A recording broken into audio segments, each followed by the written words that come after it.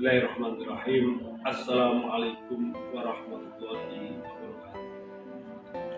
Innal hamdalillah nahmaduhu wa nasta'inuhu wa nastaghfiruh wa na'udzu billahi min shururi anfusina wa min sayyiati a'malina. May yahdihillahu fala mudilla lahu wa may yudlil fala hadiya lahu. Asyhadu an la ilaha illallah wa asyhadu anna Muhammadan abduhu wa rasuluh. Allahumma sholli wa sallim wa barik ala sayyidina wa maulana Muhammad wa ala ali sayyidina Muhammad. Qala Allah Ta'ala fi kitabil karim. A'udzu billahi minasyaitonir rajim. Bismillahirrahmanirrahim. Iyyaka na'budu wa iyyaka nasta'in. Para hadirin wa hadirat rahimakumullah. Pada kesempatan ini mari kita panjatkan puja dan puji syukur kepada Allah Subhanahu wa taala atas berkat rahmat dan karunia-Nya yang telah tercurahkan kepada kita semua. Sehingga pada kesempatan ini kita dapat bermajah bersama-sama dengan keadaan sehat walafiat tanpa ada halangan suatu. Allahumma sholli ala sayyidina Muhammad wa ala ali sayyidina Muhammad allati turja syafa'atuhu min yaumil hada ila yaumil qiyamah. Hadirin wa hadirat rahimakumullah. Memohon kepada Allah Subhanahu wa taala itu adalah sikap yang meneladani sifat Allah Subhanahu wa taala, yaitu wahdaniyah, yang artinya esa atau tunggal. Allah Subhanahu wa taala mempunyai banyak sifat, di antaranya wahdaniyah yang artinya esa. Allah tidak beranak dan tidak diperanakkan. Dalam firman Allah Subhanahu wa taala yang terdapat dalam surat Al-Fatihah ayat 5 yang berbunyi iyyaka na'budu wa iyyaka nasta'in. Sebagaimana ditafsirkan dalam tafsir Jalalain, iyyaka na'budu wa iyyaka nasta'in memiliki banyak penafsiran. Di antaranya adalah satu. Penafsiran yang pertama dan yang paling utama adalah ibadah itu hanya ditujukan kepada Allah Subhanahu wa taala. Iyyaka na'budu ini merupakan kalimat tauhid, yaitu mengisahkan Allah Subhanahu wa taala. Iyyaka na'budu mengandung makna hanya kepadamu-lah kami menyembah. Wa iyyaka nasta'in, hanya kepadamu-lah kami memohon pertolongan.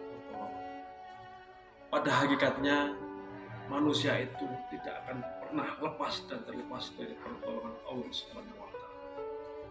Agar dimudahkan dalam menjalankan berbagai bentuk urusan dan beribadatan. Beribadah dan memohon pertolongan hanya kepada Allah merupakan dua sarana untuk menggapai kebahagiaan yang abadi dan keselamatan dari seluruh kejelekan di muka. Maka tidak ada jalan lain menuju keselamatan kecuali dengan melaksanakan kedua hal tersebut, yaitu beribadah kepada Allah Subhanahu wa taala dan memohon pertolongan dari Allah Subhanahu wa taala. Di mana di dalam melaksanakan ibadah itu kita harus sesuai dengan tuntunan Rasulullah Muhammad Sallallahu Alaihi Wasallam yang dilakukan dengan tulus ikhlas, karena keikhlasan ini merupakan bagian dari syarat diterimanya amal peribadatan. Meminta tolong hanya kepada Allah semata ini selaras dengan kalimat yang menunjukkan bentuk permohonan pertolongan kepada Allah Subhanahu wa taala, yaitu kalimat la haula wala quwata illa billahil aliyil azim. Imam Nawawi mengatakan bahwa kalimat la haula wala quwata illa billah ini merupakan kalimat yang penuh kepatuhan dan kepasrahan diri kepada Allah Subhanahu wa Ta'ala. Seorang hamba tidak memiliki daya untuk menolak keburukan, dan seorang hamba juga tidak memiliki daya untuk menarik kebaikan kecuali dengan kehendak dan izin Allah Subhanahu wa Ta'ala. Lantas bagaimana cara kita atau upaya yang harus kita lakukan agar doa-doa yang kita panjatkan dikabulkan oleh Allah Subhanahu wa Ta'ala? Dalam surat Al-Baqarah ayat 186, ujibu da'watad da'i idza da'an, yang artinya adalah aku mengabulkan permohonan orang yang berdoa apabila ia memohon kepadaku. Setiap doa yang kita panjatkan kepada Allah Subhanahu wa Ta'ala pasti akan dijawab dan dikabulkan olehnya. Tetapi masalahnya, kapan waktunya akan dikabulkan itulah yang menentukan hanyalah Allah Subhanahu wa Ta'ala sendiri. Tidak ada campur tangan dari pihak manapun kapan waktunya doa-doa kita akan dikabulkan oleh Allah Subhanahu wa Ta'ala. Yang jelas, kita sebagai manusia harus memohon dengan tulus kepada Allah Subhanahu wa Ta'ala dengan harapan doa-doa kita akan dikabulkan oleh Allah Subhanahu wa Ta'ala. Apabila kita telah bermunajat kepada Allah Subhanahu wa Ta'ala dan doa-doa kita belum terkabulkan oleh Allah Subhanahu wa Ta'ala, tentu yang harus kita lakukan adalah kita harus mengintrospeksi diri kita. Barangkali ada hal-hal yang menjadikan doa-doa kita terhalang dan belum dikabulkan oleh Allah Subhanahu wa Ta'ala. Karena ada beberapa hal yang menghalangi terkabulnya doa, yaitu diantaranya adalah mengkonsumsi sesuatu yang haram, baik berupa makanan maupun minuman, bahkan juga menggunakan pakaian-pakaian dari upaya-upaya yang tidak disunahkan oleh Rasulullah SAW. Dalam surat Al-Baqarah 172 disebutkan bahwa A'udzubillahi minasyaitonirrajim, ya ayyuhalladzina amanu kulu min thayyibati ma razaqnakum wazkurullaha in kuntum iyyahu ta'budun.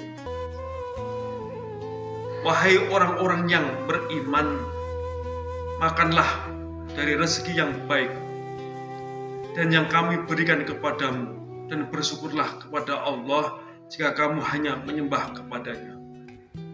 Maka dari itu, hendaknya kita sebagai seorang muslim yang meneladani Rasulullah Muhammad SAW, upaya yang harus kita lakukan agar doa-doa kita dikabulkan oleh Allah, maka hendaknya kita harus menghindari dari memakan makanan ataupun meminum minuman yang diharamkan oleh Allah Subhanahu wa Ta'ala, atau kita peroleh dari cara-cara yang tidak disyariatkan oleh agama.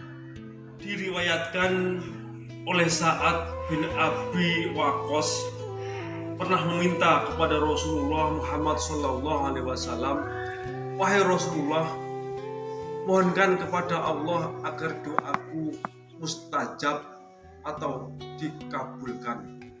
Rasulullah berkata, wahai Sa'ad, perbaiki makananmu, pilihlah yang halal, niscaya doamu mustajab dan dikabulkan Allah Subhanahu wa Ta'ala. Bapak Ibu hadirin yang dimuliakan Allah Subhanahu wa Ta'ala, demikian apa yang dapat kita sampaikan pada kesempatan kali ini. Mudah-mudahan bisa bermanfaat untuk kita semua demi kebaikan dan kebahagiaan kita baik di dunia dan di akhirat. Wa'afiminkum wallahul muwaffiq ila aqwamit thoriq.